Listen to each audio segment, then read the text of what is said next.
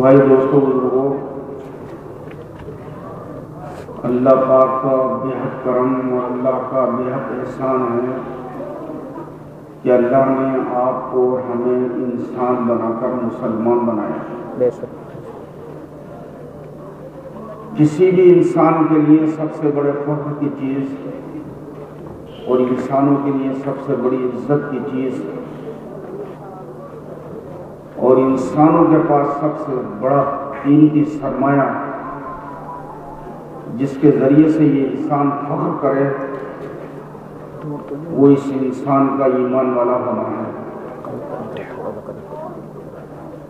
جو انسان ایمان والا نہیں وہ تو جانوروں سے بھی بدتر ہے۔ انسانیت کا تقاضا یہی ہے کہ وہ انسان ایمان والا ہو، ورنہ انسانیت کا یہ سب سے بڑا ظلم ہے کہ وہ اپنے بنانے والے مالک اور خالق کو نہ جان کر یا غلط جان کر یا بھول کر زندگی گزارے۔ یہ سب سے بڑا ظلم ہے انسانیت کا۔ اب ہم دیکھتے کتا ایک کم ترین مخلوق ہے، اس کو روٹی دکھاتے ہیں قریب آتا ہے، اس کو ڈنڈا دکھاتے ہیں دور بھاگ جاتا ہے، ایک دو مرتبہ اس کو روٹی ڈال دی جاتی ہے قریب آ جاتا ہے، ہل جاتا ہے، لیکن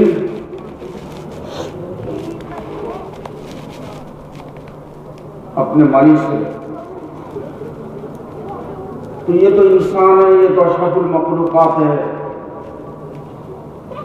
اس انسان کی غیرت کا تقاضا ہے اور اس کی انسانیت کا تقاضا یہ ہے کہ یہ اپنے بنانے والے کو مان کر اور اس کی مان کر زندگی گزارے۔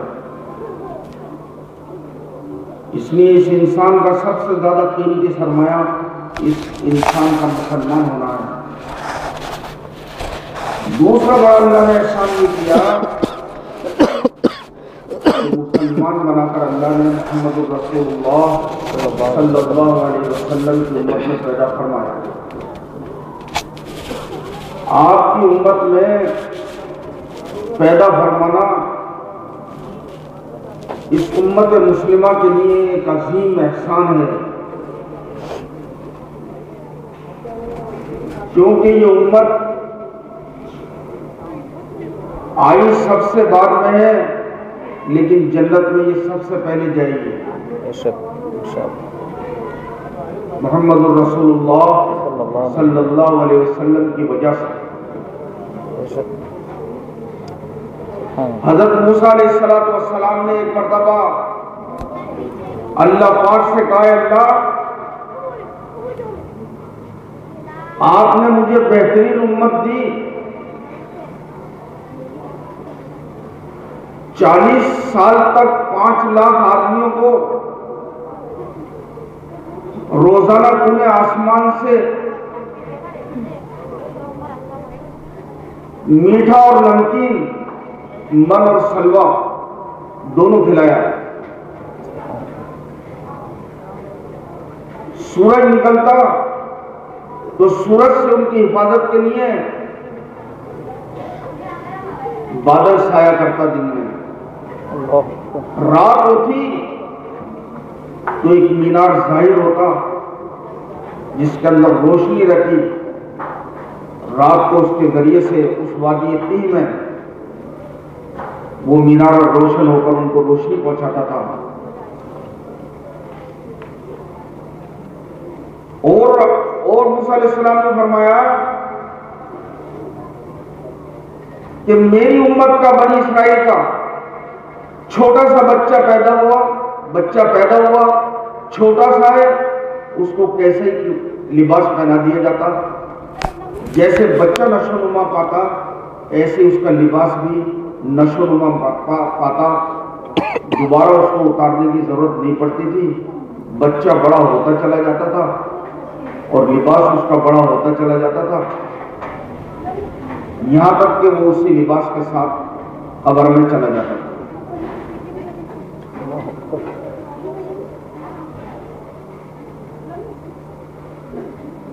اللہ پاک نے موسیٰ علیہ السلام کی طرف وحی بھیجی، اے موسیٰ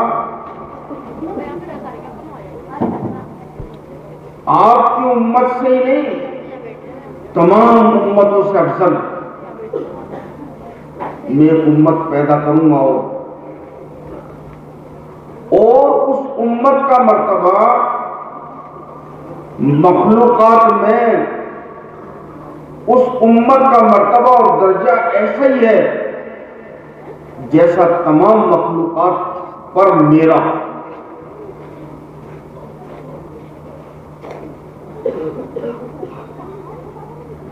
اللہ نے کہا کہ یہ تو بہت بڑے مرتبے والی، موسیٰ علیہ السلام نے کہا یہ تو بہت بڑے مرتبے والی امت ہے، یہ اللہ اس امت کو تم مجھے دے دے۔ یوں کہا نہیں، دوبارہ پھر کہا یہ اللہ کو اس امت کو مجھے دے دے، اللہ نے پھر انکار کر دیا۔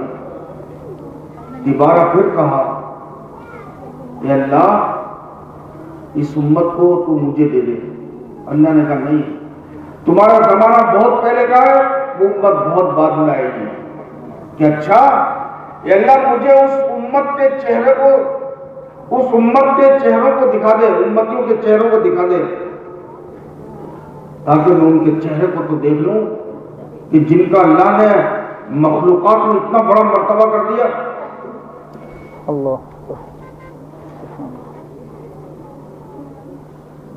اللہ نے یہ بھی منظور نہیں فرمایا، یوں کا نہیں، وہ بہت بعد میں آئے گی، تم بہت پہلے آ چکے، اس لیے تم ان کا چہرہ بھی نہیں دیکھ سکو گے۔ یوں کہا اچھا یہ اللہ پاک تو ان کی آواز سنوا دے، یوں کہا ہاں آ جاؤ طور پر۔ اوپر بلایا، آپ نے امت محمد صلی اللہ علیہ وسلم کے رخ کو اللہ نے آواز لگائی، خطاب کیا، یا امت محمد صلی اللہ علیہ وسلم۔ حضور صلی اللہ علیہ وسلم کی امت نے عالم ارواح میں جواب دیا، لبیک و صادق، لبیک و صادق۔ اس آواز کو اللہ پاک نے موسیٰ علیہ السلام کو سنوا دیا۔ اللہ نے اس امت کو بہترین امت کا خطاب دیا۔ قرآن پاک میں اللہ نے فرمایا، کنتم خیر امت اخرجت للناس، تم بہترین امت ہو، ساری امتوں سے تم بڑھ کر ہو۔ موسیٰ علیہ السلام کو، موسیٰ علیہ السلام 70 آدمیوں کے ساتھ میں کوہ طور کے اوپر گئے،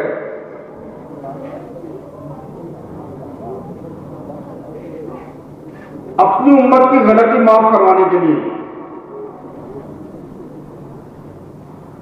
کیا غلطی کری؟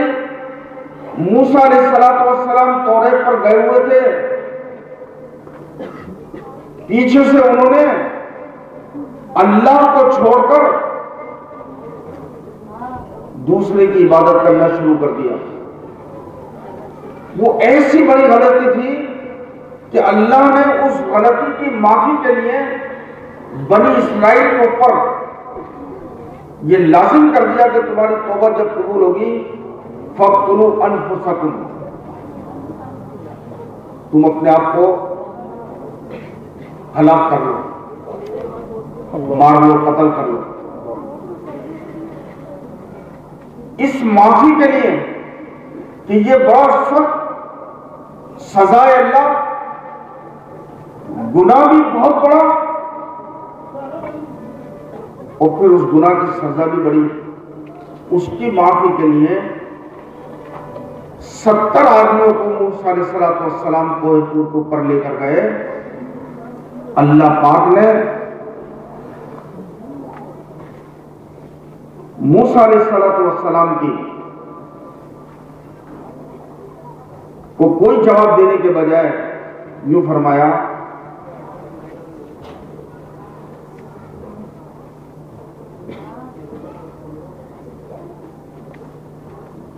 کہ محمد صلی اللہ علیہ وسلم کی آخری امت چاہے وہ کتنے ہی بڑے سے بڑے گناہ کر دے اور کتنے ہی کر دے، اے موسیٰ وہ میرے دربار میں آ کر صرف یا رب کہہ دیں گے، اے موسیٰ میں ان کے اگلے اور پچھلے گناہوں کو معاف کر دوں۔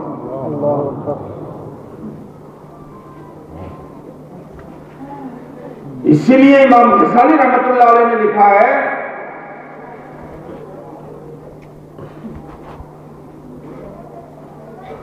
کہ حضرت جبرائیل علیہ السلام کو جب اللہ نے طاقت عطا فرمائی تو اس طاقت کے شکریہ میں جبرائیل علیہ السلام نے 10,000 سال تک سجدہ کیا۔ اللہ پاک نے ان کو بڑا طاقتور فرشتہ بنایا تھا، اس لیے انہوں نے 10,000 سال تک سجدہ کیا۔ جب انہوں نے اپنا سجدہ سر سے اٹھایا تو اللہ پاک نے جبرائیل علیہ السلام سے فرمایا، اے جبرائیل تیرے 10,000 سال کے سجدے سے افضل ہے میرے آخری نبی محمد رسول اللہ صلی اللہ علیہ وسلم کی آخری امت کا 10 سیکنڈ کا سجدہ۔ یہ اس امت کو اللہ نے اتنا بڑا کیا ہے۔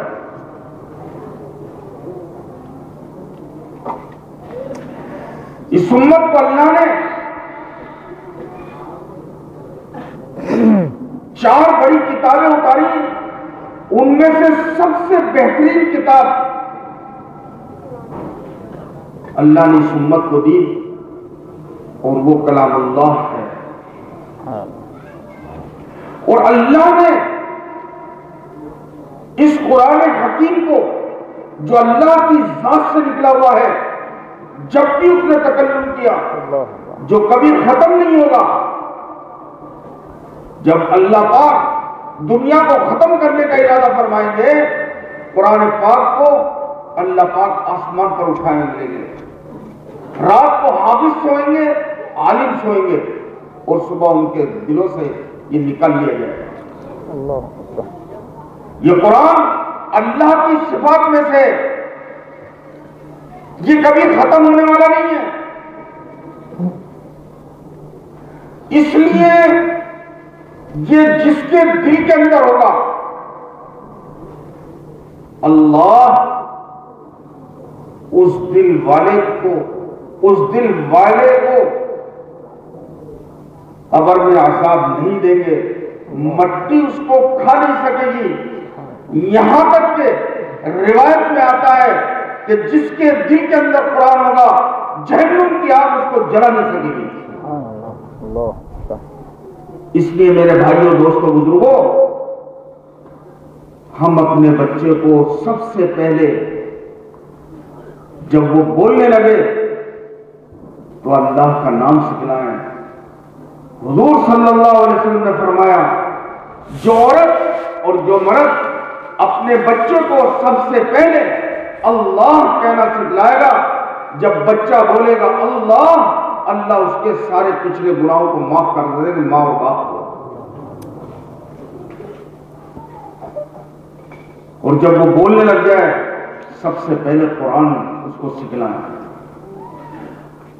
اس کو حافظ قرآن بنائیں، کیونکہ دنیا میں یہ واحد ایسی کتاب ہے جو بڑی طاقتور ہے۔ جس شکل اور جس طاقت کے ساتھ محمد رسول اللہ صلی اللہ علیہ وسلم پر اتری تھی، اسی اصلیت اور اسی شکل کے ساتھ اور اسی طاقت کے ساتھ آج 1400 سال کے بعد میں قرآن موجود ہے۔ اللہ نے خود اس کی ذمہ داری لی، اس کی حفاظت کی۔ یہ کلام جتنا طاقتور ہے، جتنا فصیح اور بلیغ ہے، جتنا خوبصورت ہے، اس علم نے، اس قرآن نے اولین اور آخرین کے تمام علوم کو اپنے اندر سمو لیا اور سمیٹ لیا۔ ایسا طاقتور یہ قرآن اللہ نے مسلمان کے اوپر بالکل آسان کر دیا.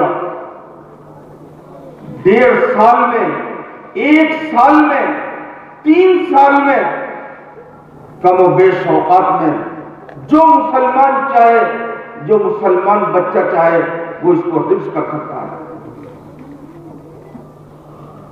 اس لیے اپن نیت کریں، اولادوں میں سے ایک اولاد کو ضرور حافظ بنائیں گے انشاءاللہ تعالی.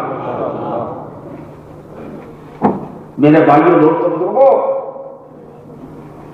یہ قرآن بڑی عظمت والا ہے.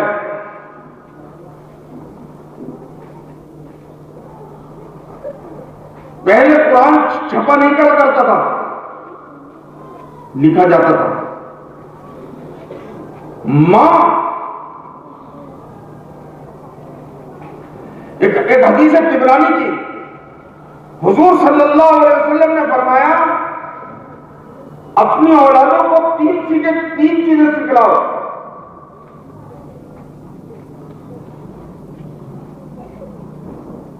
ایک، نبی اعظم محمد رسول اللہ صلی اللہ علیہ وسلم کی محبت. دوسرے، اپنی اولاد کو اولاد محمد صلی اللہ علیہ وسلم کی محبت سکھلاؤ. تیسرے، قرآن کی تلاوت کی اور قرآن کی محبت اپنی اولاد کو سکھلاؤ. چنانچہ تاریخ میں آتا ہے کہ پہلے مائیں اپنی بچیوں کو گھر میں 3 کام کرواتی تھی. گھر کا کام کاج سکھلانا، دوسرے قرآن پڑھنا سکھلانا، تیسرے قرآن کا لکھنا سکھلانا. گھر کا کام کاج بھی تاکہ یہ سلیقے سے کام کرے. حضور صلی اللہ علیہ وسلم نے فرمایا جو عورت گھر کے برتن کو سلیقے کے ساتھ رکھے گی، اللہ اس کے ایک گناہ کو معاف کریں گے، ایک درجہ بلند کریں گے، ایک نیکی اس کو دیں گے. تو سلیقہ سکھلاتی تھی گھر کے کام کا. دوسرے قرآن سکھلاتی تھی. چنانچہ آپ تاریخ مشائخ چشت میں دیکھیں، حضرت خواجہ قطب الدین بختیار کاکی رحمت اللہ علیہ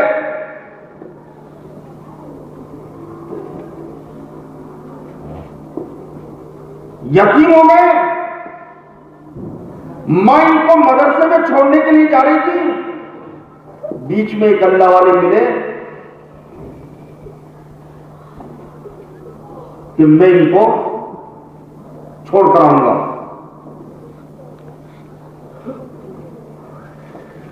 خواجہ قطب الدین بختیار کاکی رحمت اللہ علیہ کو ان اللہ والوں نے اپنے ساتھ لیا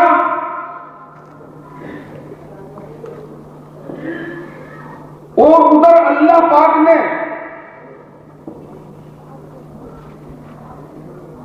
حضرت خواجہ منشاد کو رحمت اللہ علیہ کو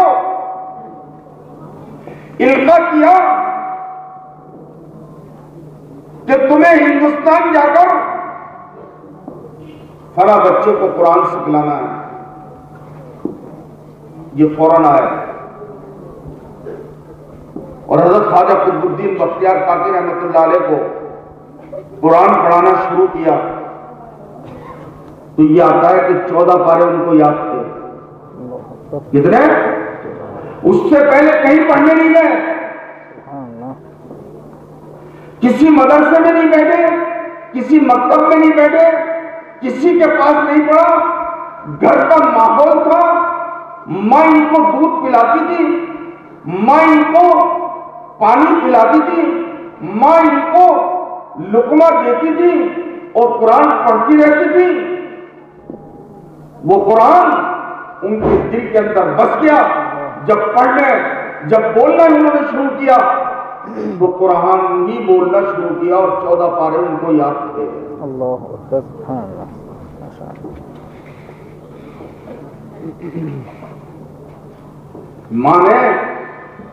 ماں کے ذمہ تھا یہ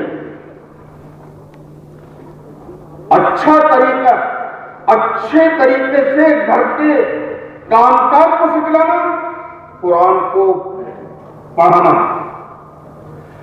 تیسرے، قرآن کو لکھنا سکھانا. چنانچہ آپ تاریخ کی کتابیں آپ پڑھیں، دیکھیں آپ کہ یہ بچی گھر کے کام کے ساتھ میں قرآن پاک کو اپنے ہاتھ سے لکھا کرتی تھی. قرآن مکمل ہو جاتا، بچی کی شادی کرتے اور اس کے جہیز میں ہدیے میں اس کا لکھا ہوا قرآن اس کو دیا جاتا تھا تاکہ وہ اس کو پڑھتی رہے.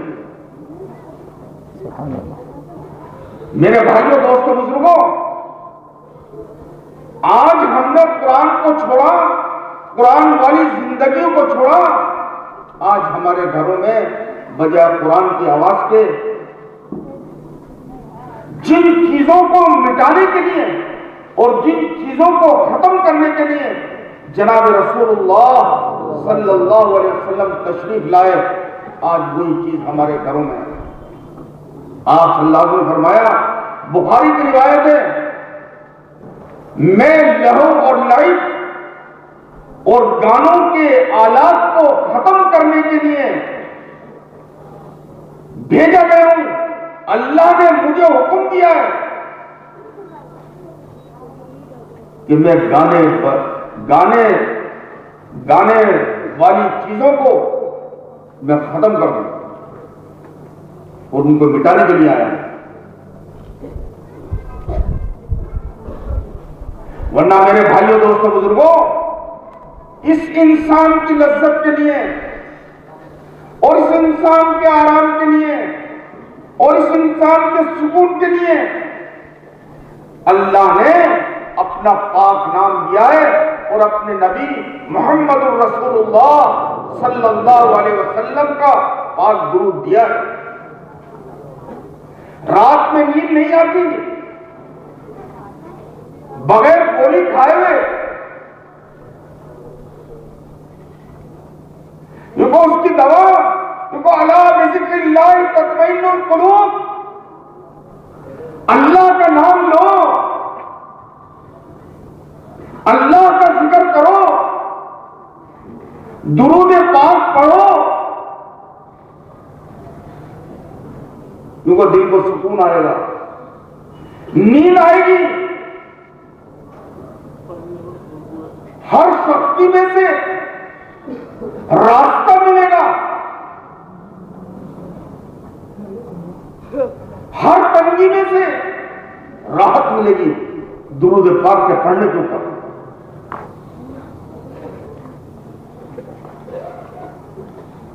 ہم نے ان چیزوں کو چھوڑا، بیماریوں نے جگہ پکڑی اور دوا پہ دوا کھا رہے ہیں اور سکون نہیں ہے. عالیشان مکان ہے، عالیشان کوٹھی ہے، ساری چیزیں موجود ہیں گھر میں، سکون نہیں ہے کیونکہ قرآن کی تلاوت نہیں ہے، تسبیح نہیں ہے، درود پاک کا اہتمام نہیں ہے، ایمان کے حلقے نہیں ہے، ایمان کا بول نہیں ہے. اس لیے اللہ نے زندگی کو تنگ کر دیا. من اعرض عن ذکری فإن له معیشۃ ضنکا. جو ہمارے ذکر سے منہ موڑ لیں گے، ہمیں یاد نہیں کریں گے، ہم ان کی زندگیوں کو تنگ کر دیں گے.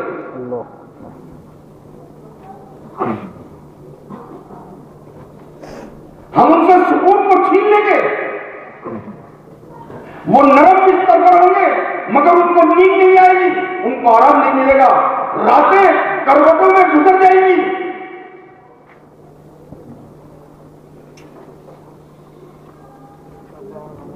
کیونکہ اپنے گھروں میں سے سکون کی چیزوں کو ختم کر دیا۔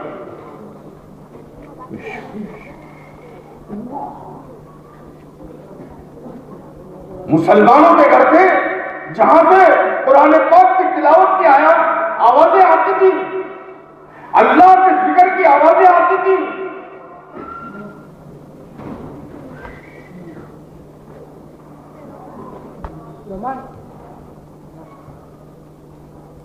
اس لیے میرے بھائیوں دوستوں بزرگوں، ہم سب نیت کریں، قرآن پڑھیں گے اور پڑھائیں گے انشاءاللہ تعالی۔ ہم اپنی اولادوں کو سب سے پہلے ہم قرآن پڑھائیں گے، نیت کریں۔ یہ اللہ کا کرم ہے، انسان بنایا، مومن بنایا،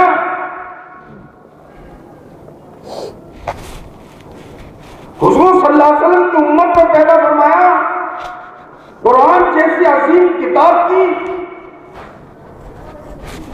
اور اس مسلمان کے اپنے ناموں میں سے 2 نام رکھے اللہ نے۔ اللہ کا نام ہے السلام، اس میں سے اللہ نے اس مسلمان کا نام رکھا، اس امت محمد صلی اللہ علیہ وسلم کا نام رکھا مسلمان۔ اللہ مومن ہے، اس امت کا نام رکھا اللہ نے مومن۔ المؤمن المہیمن العزیز الجبار المتکبر، اللہ نے اپنے ناموں میں سے اس امت کا نام رکھا ہے، اور اللہ نے بڑا کرم کیا، محمد الرسول اللہ صلی اللہ علیہ وسلم جیسا نبی دیا۔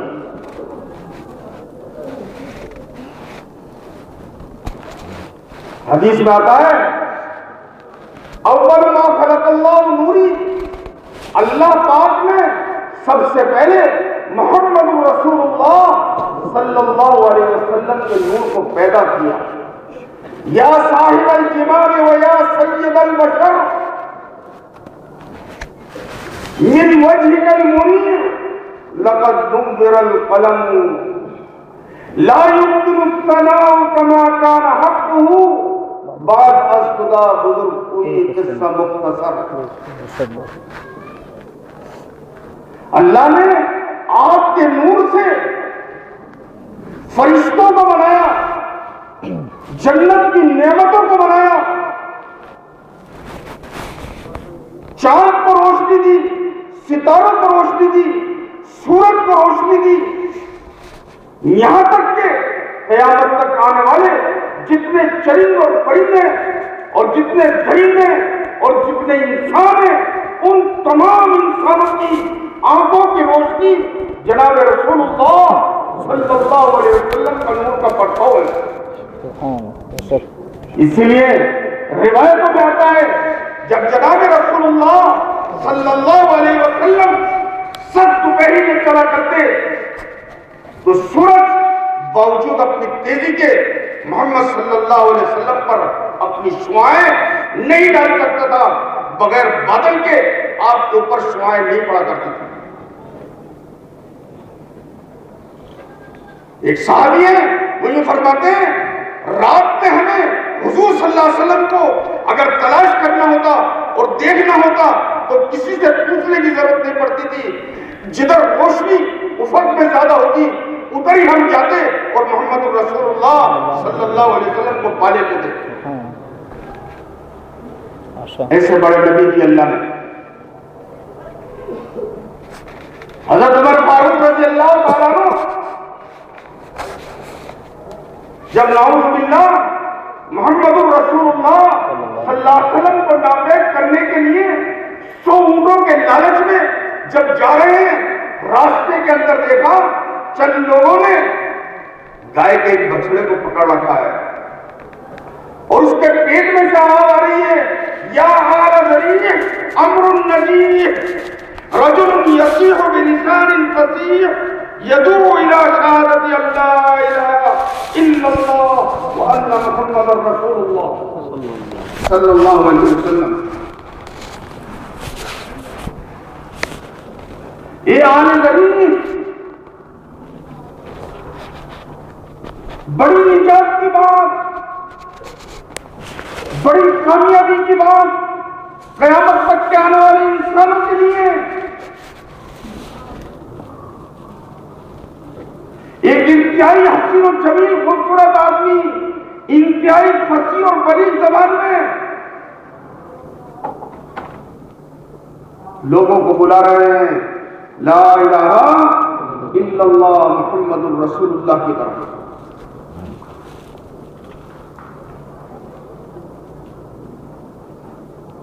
ایسے بڑے نبی دی اللہ نے. ایک بدوی آیا، بدوی گاؤں کا گنوار، وہ بڑی بدتمیزی سے حضور صلی اللہ علیہ وسلم سے پیش آیا. قریب تھا کہ صحابہ اس کے ساتھ کوئی غلط معاملہ کرتے، آپ نے سب کو روک دیا.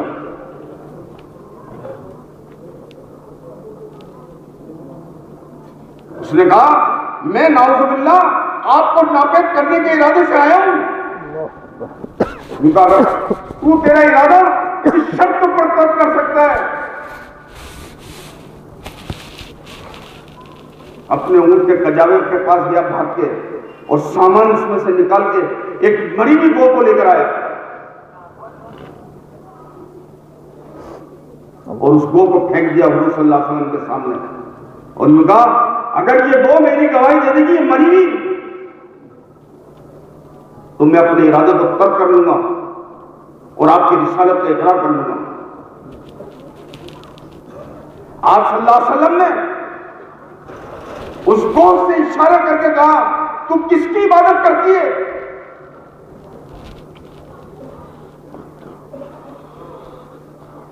اس گو نے کہا من فی السماء سلطانہ من فی السماء عرشہ وفی الارض سلطانہ وفی البحر سبیلہ وفی الجنت عذابہ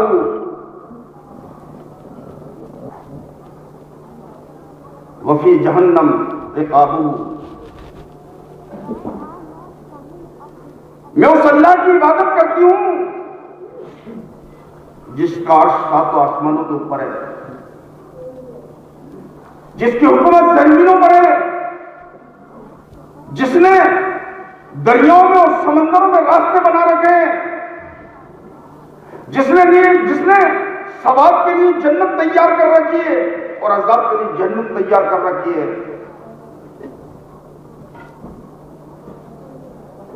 اس نے کلمہ پڑھا،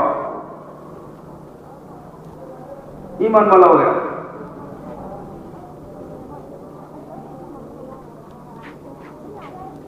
حضور صلی اللہ علیہ وسلم جب ابو طالب پر ایمان پیش کرتے اور اپنے کلمے کو پیش کرتے، یوں کہتے ابو طالب بلکہ اس زمانے کے مخالف ترین یوں کہتے واللہ ان لقوله الذي يقول حلاوة وعليه لطلاوة. خدا کی قسم آپ ایسا بہترین بولتے ہیں کہ جس میں رس ہی رس ہے. آپ کے کلام میں تر و تازگی ہے.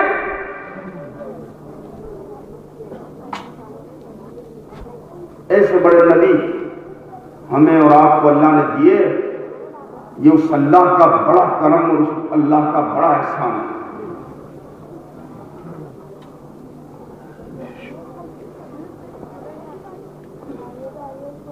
سب سے پہلے اللہ پاک نے آپ کے نور کو پیدا کیا. دوسرے حدیث میں آتا ہے کنت نبیا وآدم بین الماء والطین، میں نبی تھا اور آدم علیہ السلام پانی اور مٹی کے درمیان میں تھے. اللہ نے سارے نبیوں پر فرض قرار دیا تھا کہ وہ محمد الرسول اللہ صلی اللہ علیہ وسلم پر ایمان لائے اور آپ کی نبوت کی اور آپ کی رسالت کی تصدیق کریں۔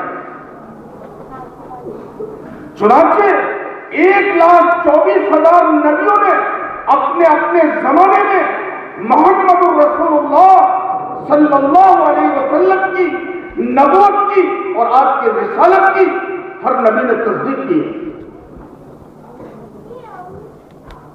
اور 1,24,000 کم و بیش نبیوں نے اپنی امت کو محمد الرسول اللہ صلی اللہ علیہ وسلم کی رسالت کی اور نبوت کی تصدیق کرنے کے لیے کہا۔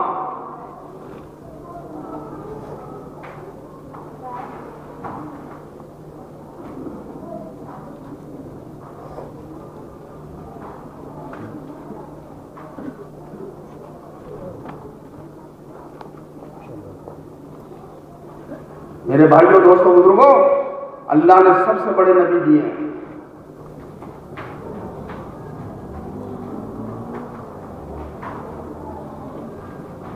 آپ سے بڑھ کر کوئی نہیں ہے، اللہ کے بعد آپ کا مرتبہ ہے۔ اتنے بڑے نبی، آپ اندازہ لگائیں، موسیٰ علیہ السلام کو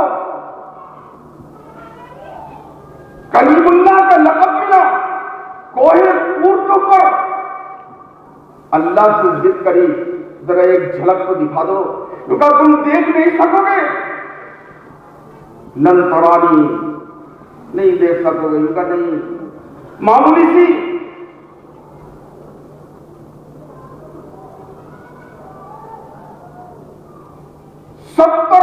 پردوں میں سے ایک پردے کی ذرا سی جھلک، اور موسیٰ علیہ السلام بے ہوش ہو کر گر پڑے، اور وہاں براق پر آپ کو لے کر گئے، مسجد اقصی میں سارے نبی پہلے سے جمع، اور ان نبیوں کے سامنے، ساروں کے سامنے آواز لگی، اشہد ان لا الہ الا اللہ واشہد ان محمد رسول اللہ، اذان دی گئی، اور سب آپ کے لیے انتظار میں تھے۔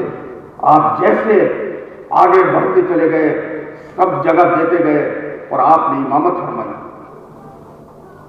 سارے نبیوں نے،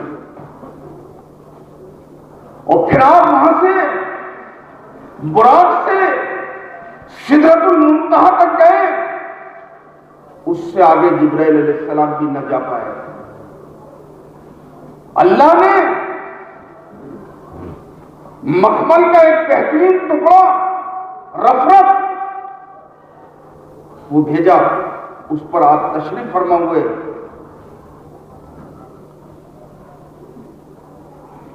اور وہاں سے آپ سدرۃ المنتہا سے آپ صریف الاقلام تک گئے، وہاں دیکھا قلم چلنے کی آوازیں آ رہی ہیں، لوگوں کی تقدیریں لکھی جا رہی ہیں، اس سے بھی آگے چلے گئے، فدنا فکان قاب قوسین او ادنا، آپ اللہ کے اتنے قریب ہو گئے جیسے تیر کمان سے قریب ہوتا ہے، اور بغیر سارے نورانی حجاب کو اللہ پاک نے ہٹا کر محمد الرسول اللہ صلی اللہ علیہ وسلم سے ہم کلامی کی، اور اللہ نے آپ کا استقبال کیا، السلام علیکہ ایھا النبی ورحمۃ اللہ وبرکاتہ۔ 50,000 باتیں کی، اللہ 50,000 سب سے قریب بلا کر 50 نمازیں 45 کم کر کے 5 کی، یہ آپ کی امت کے لیے ہدیہ ہے۔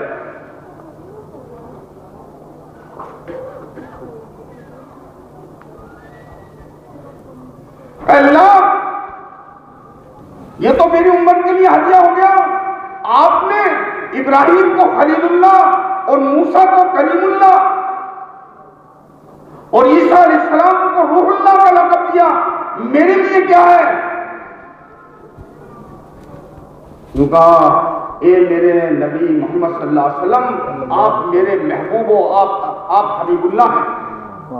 اور تاریخ کی کتابوں میں اور سیر کی کتابوں میں یہ الفاظ موجود ہیں کہ دنیا میں آج تک کوئی مائی کلال ایسا پیدا نہیں ہوا جس نے حبیب اللہ کا صحیح طریقے سے ترجمہ کر دیا ہو کہ جو معنی اس کے اندر ہے وہ خلیل اللہ میں بھی نہیں ہے اور نہ کلیم اللہ میں ہے، جو معنی حبیب اللہ کے ہیں۔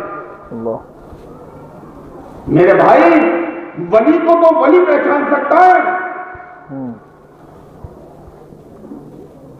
ولی صحابی کو نہیں پہچان سکتا، صحابی صحابی کو پہچانے گا، صحابی نبی کو نہیں پہچان سکتا،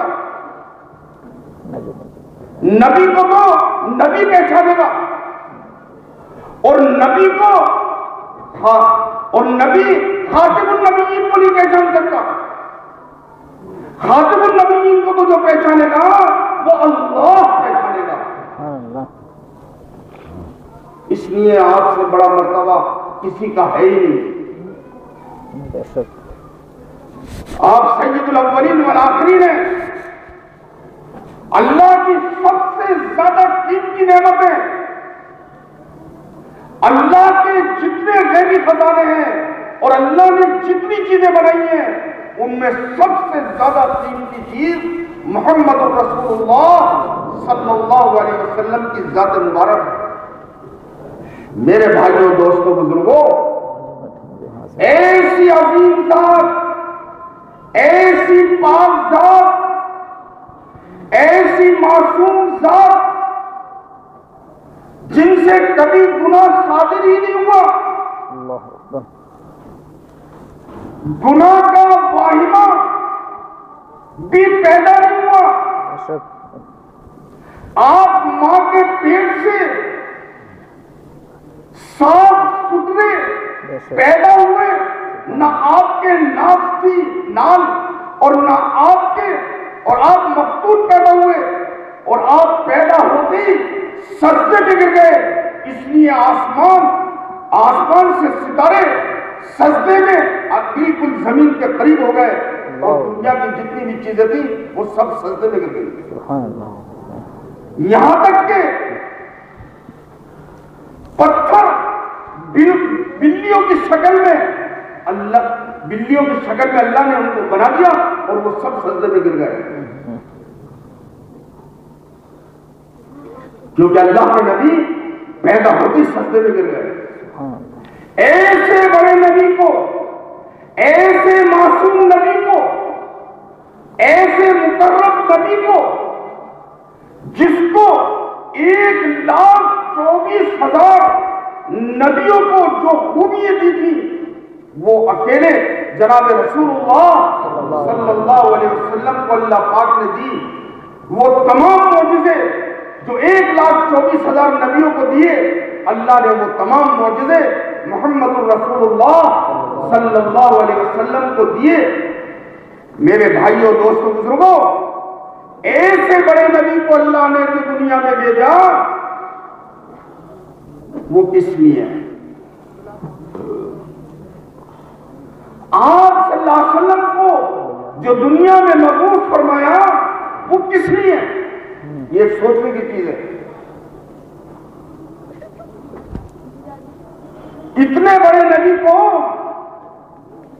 جو کام کیا وہ کام بہت بڑا، جو دین دیا وہ بہت بڑا۔ کیا کام دیا؟ یا ایھا الرسول بلغ ما انزل الیک، اے نبی جی آپ تبلیغ کا کام کریے، آپ تبلیغ کا کام کریے۔ انا ارسلناک شاہدا ومبشرا ونذیرا وداعیا الی اللہ باذنہ وسراجا منیرا، ہم نے آپ کو ہماری طرف دعوت دینے والا بنا کر بھیجا ہے،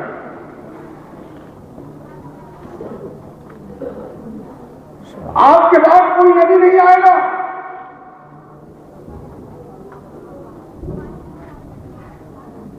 آپ کے ذمہ کام کیا دعوت کا. 23 سال میدانی محنت. قیامت تک کا آنے والا زمانہ پوری دنیا. قل یا ایھا الناس انی رسول اللہ الیکم جمیعا. ایک دنیا کے انسانوں، قیامت تک آنے والوں، میں تم سب کی طرف نبی بنا کر، رسول بنا کر بھیجا گیا ہوں. میدان محنت 23 سال، صرف 23 سال کا زمانہ ملا آپ کو. 13 سال مکی زندگی، 10 سال کی مدنی زندگی، اور قیامت تک کے لیے آپ کو نبی بنایا. آپ کے بعد کوئی نبی نہیں، آپ کے بعد کوئی رسول نہیں. جیسے آپ کی رسالت کا اقرار ضروری ہے، کوئی اللہ کا کلمہ، اللہ کا ذکر، اللہ کی اذان بغیر محمد رسول اللہ صلی اللہ علیہ وسلم کے قابل نہیں ہو سکتی. جیسے اللہ اپنی معبودیت میں یکساں ہے، اپنی وحدانیت میں یکساں ہے، اسی طریقے سے محمد رسول اللہ صلی اللہ علیہ وسلم اپنی عبدیت میں یکساں ہے.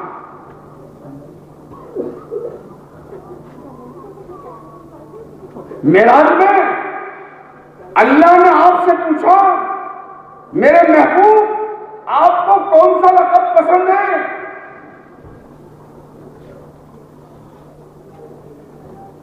میرا پسند تو حبیب اللہ ہے آپ کا لقب. آپ اپنے لیے کون سا لقب پسند کرتے ہیں؟ یوں کہا عبدیت کا. اسی لیے قرآن نے معراج کے صدر میں آپ کو عبد کے نام سے پکارا. سبحان الذی اسریٰ بعبدہ لیلا من المسجد الحرام الی المسجد الاقصی.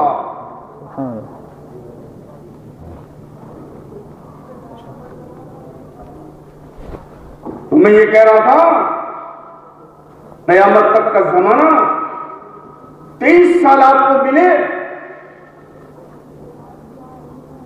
کیسی محنت کی کہ محنت کرنے کا حق ادا کر دیا.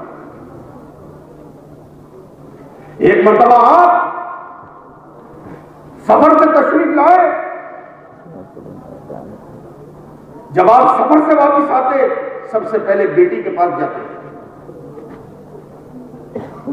سفر میں جاتے، سب سے آخر میں بیٹی کے پاس جاتے. سفر سے واپس آتے، سب سے پہلے بیٹی کے پاس جاتے. بیٹی کے پاس گئے، بیٹی دیکھ کر رونے لگ گئی. کہا یا رسول اللہ صلی اللہ علیہ وسلم، میرے ابو آپ تو پورے پیلے ہو گئے، یہ کیا ہو گیا آپ کو؟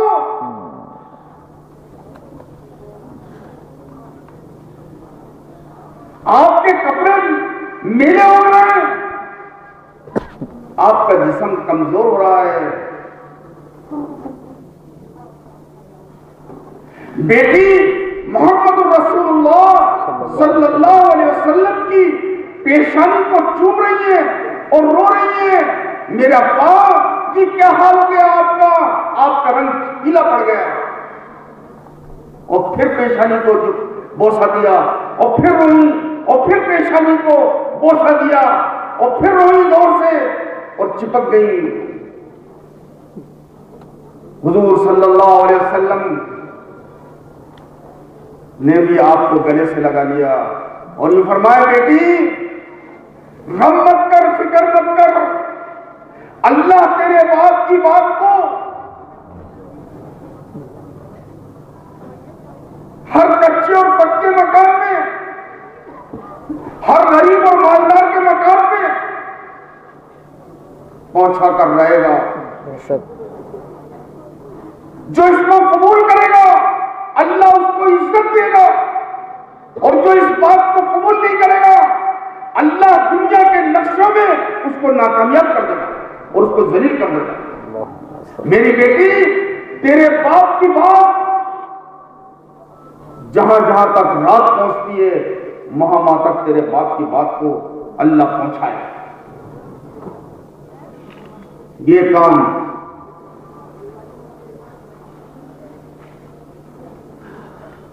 طائف تشریف لے گئے.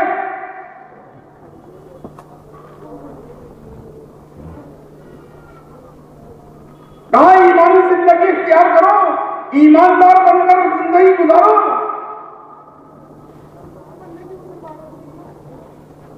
آپ کی بات پسند نہیں آئی، 3 میل دور تک دوڑا دیا، 3 میل تک.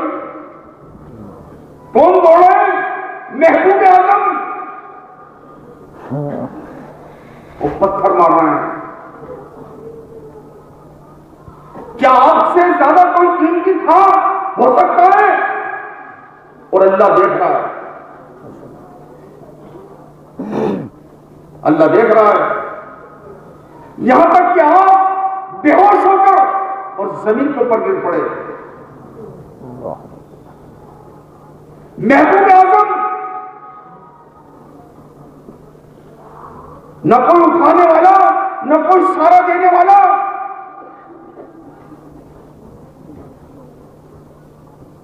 ایک غلام آیا، اس نے آپ کو سہارا دیا اور راستے سے ایک سائڈ پر آپ کو بٹھایا، پانی پلایا.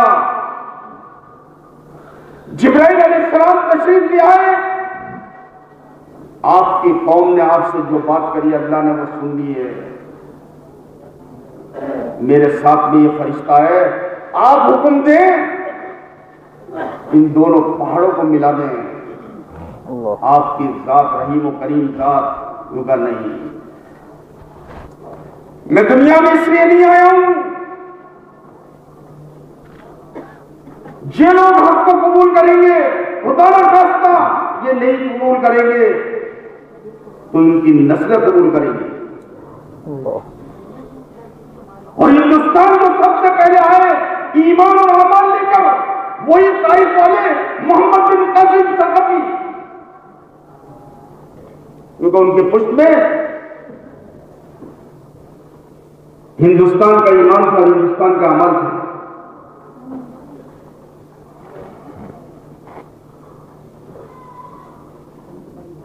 یہ محنت ہے.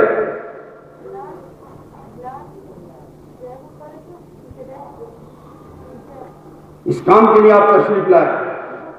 دنیا کے ہر کچے پکے مکان میں دنیا کا ہر انسان اللہ کو مان کر اور اس کی مان کر زندگی گزارے، اور دنیا کا ہر انسان اللہ کی عبادت کرنے والا بنے. اللہ نے قرآن میں فرمایا افحسبتم انما خلقناکم عبثا وانکم الینا لا ترجعون.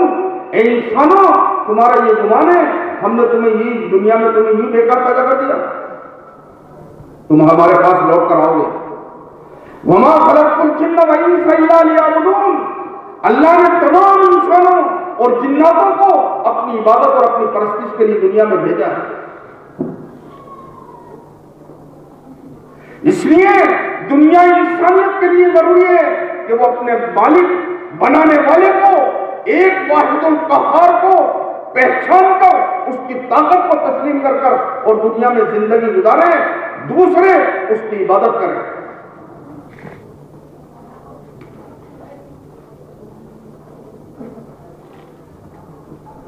آپ دنیا میں جو تشریف لائے تھے اس لیے تاکہ پوری دنیا میں وحدانیت قائم ہو اور پوری دنیا میں عبادت کا وہ طریقہ قائم ہو جو محمد رسول اللہ صلی اللہ علیہ وسلم لے کر آئے.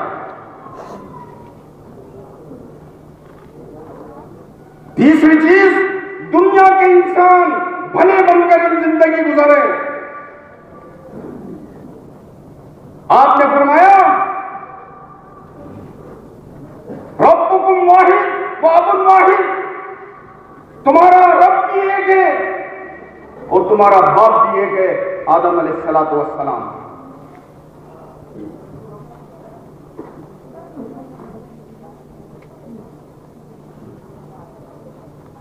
کیا کرو؟ یا ایھا الناس کونوا عباد اللہ اخوانا. آپس میں بھائی بن کر زندگی گزارو، اچھے بن کر زندگی گزارو. کیسے گزارو؟ جیسے محمد الرسول اللہ صلی اللہ علیہ وسلم نے گزاری. ام جمیل رضی اللہ عنہا، ام جمیل ایک عورت ہے، حضور صلی اللہ علیہ وسلم پر روزانہ آپ اس کے گھر کے نیچے سے نکلتے اور وہ کوڑا ڈالا کرتی تھی، اور آپ کوڑا جھاڑتے اور اس کو کچھ نہیں کہتے اور چلے جاتے.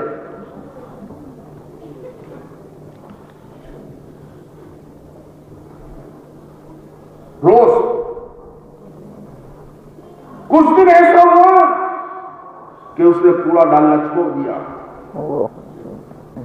آپ صلی اللہ علیہ وسلم نے لوگوں سے دریافت کیا، اس گھر میں سے روز کوڑا ڈالتی تھی، کیا بات ہے آج کل کوڑا ڈالنا بند کر دیا اس نے؟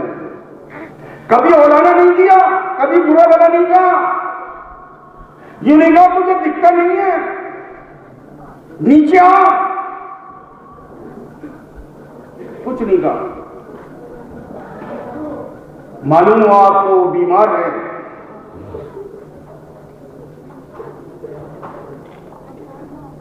آپ حضرت ابوبکر صدیق رضی اللہ تعالیٰ عنہ اور حضرت عمر رضی اللہ تعالیٰ عنہ کے ساتھ میں اس کے گھر پر گئے، جا کے کمار بجایا. بیوہ عورت تھی وہ. اس کی بچی نے جھانک کر دیکھا، محمد الرسول اللہ صلی اللہ علیہ وسلم کھڑے ہیں. جو کہا کہ تو روز کوڑا ڈالتی تھی، آج بدلہ لینے کے لیے آ گئے، اور تو حمایتی بھی ساتھ میں.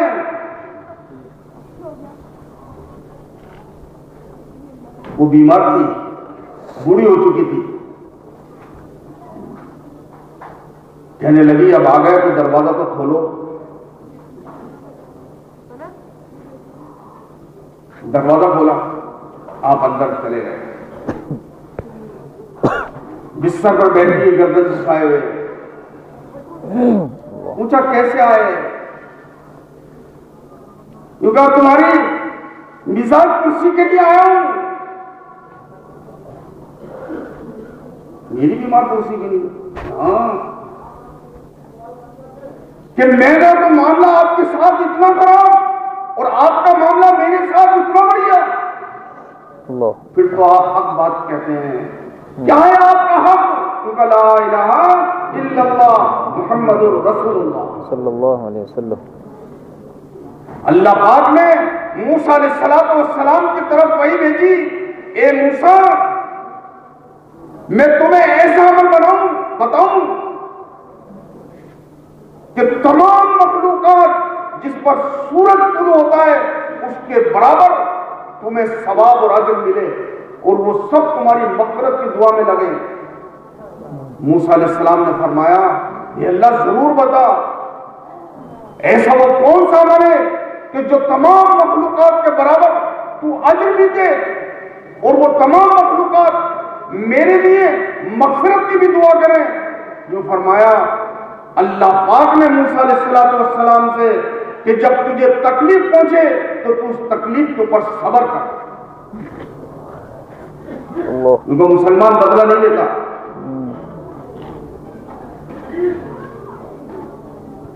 مسلمان بدلہ نہیں لیتا، مسلمان صبر کرتا ہے.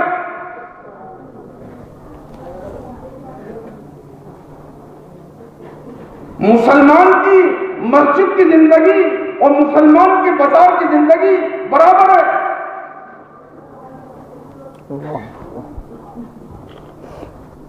مسجد کی زندگی میں دھوکہ نہیں، جھوٹ نہیں، غصہ نہیں. یوں کہ ایسی اس کی زندگی باہر کی ہے. یوں کہ مسلمان کیسی زندگی گزارے، مسجد میں کیسے ہو اور مسجد کے باہر کیسے ہو. ایک آدمی آیا مسجد نبوی صلی اللہ علیہ وسلم میں، اللہ اکبر، اور آیا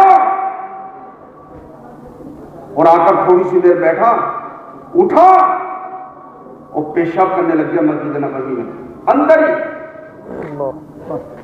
صحابہ توڑنے لگے. حضور نے فرمایا نہیں، اس کو اپنی ضرورت پوری کرنے دو.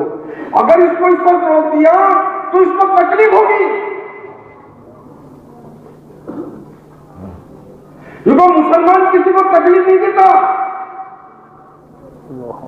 حضرت عبداللہ بن مسعود رضی اللہ تعالیٰ عنہ حضور صلی اللہ علیہ وسلم کے ساتھ بیت اللہ کا طواف کر رہے ہیں.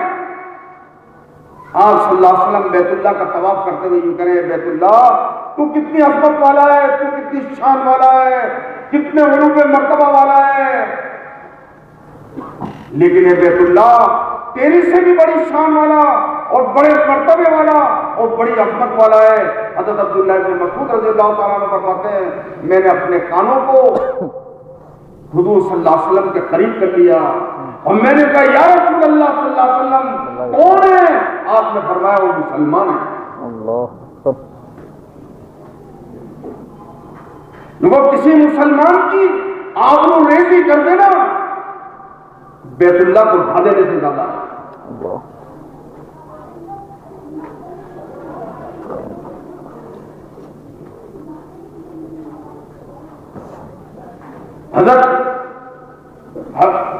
حضرت موسیٰ علیہ السلام کے زمانے میں بحث چلی بڑی زبردست. موسیٰ علیہ السلام بنی اسرائیل کو لے کر باہر گئے, میدان میں جا کر دعا کی کہ اللہ تو بارش برسا دے. اللہ نے وحی بھیجی موسیٰ علیہ السلام کی طرف کہ تمہارے میں سے ایک چغلخور ہے, جب تک وہ توبہ نہیں کرے گا ہم وقت پر بارش نہیں برسائیں گے.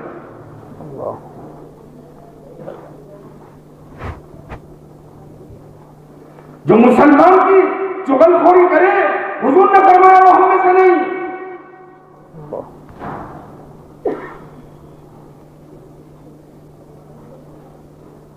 اللہ سے موسیٰ علیہ السلام نے کہا اللہ تو بتا دے اتنے بڑے مجمع میں وہ آدمی کون سا ہے.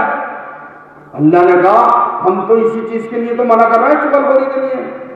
اللہ اللہ اللہ ایسا کرو سب سے کہو کہ سب توبہ کر لو. پورے مجمع نے توبہ کری چغلخوری سے اور اللہ نے بارش برسا دی. سبحان اللہ.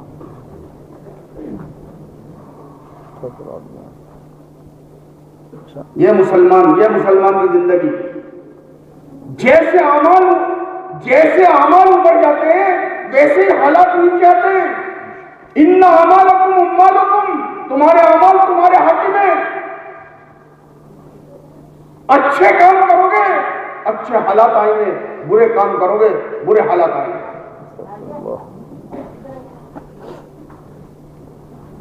یا بنیا ان تک مثقال حبۃ من خردل فتکن فی شجرۃ او فی السماوات او فی الارض یأتی بها اللہ. ارے زمین کے کسی بھی حصے میں اور آسمان میں کہیں پر بھی چڑھ کر اور پہاڑ کے کسی بھی کونے میں اندر گھس کر تو گناہ کر لے, غلط کام کر لے, اللہ اس کو لے آئے گا.